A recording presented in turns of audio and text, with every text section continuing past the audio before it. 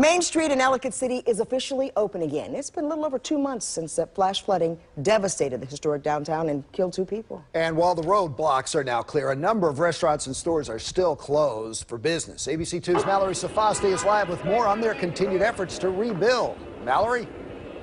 Hey guys, yeah, they just reopened this final stretch at 5. You can see the first cars rolling in there now. They changed the traffic lights, but there was no ribbon cutting, no grand ceremony. And that's because the reopening of this road is mostly so that people can continue working, keep getting back on their feet. So the historic district with the great shopping, the great dining that you remember, that's still a long ways off. When we first met Chip Spencer 2 months ago, he was in line with other Main Street residents, anxiously awaiting his turn to be brought down to his home. But what he didn't know was that a few hours later, the county would announce their plans to tear down the building he lived in. We got word of an impending collapse of 2 buildings down in Ellicott City. It just ripped my heart out. It's still hard to think about.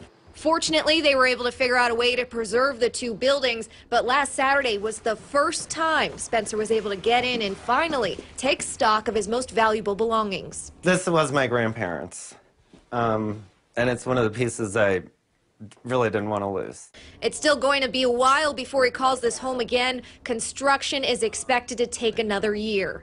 This was a store out of our past, and this was another store, Joan Eve. While Spencer waits for the day he can move back in, a few doors up the street, Craig Coyne Jewelers prepares for their permanent exit. We were one of the first businesses to announce publicly that we had no intentions to come back to town. Security camera footage showed the destruction caused by the flooding. Sam Coyne said it was just too much damage and not enough county assistance that influenced him to move his business of 16 years to another location. Someone has to be the last in line, and unfortunately it was us in every situation. So I wasn't given access to my building. I couldn't even get the structural engineer from my insurance company here with approval for 45 days. He, along with others, took a serious hit to their incomes. The foot traffic that comes with the reopening of Main Street is expected to spur future business. But right now, the current state of the once bustling downtown still resembles a construction zone. And looking around, I mean, how much has this changed? It's like a ghost town.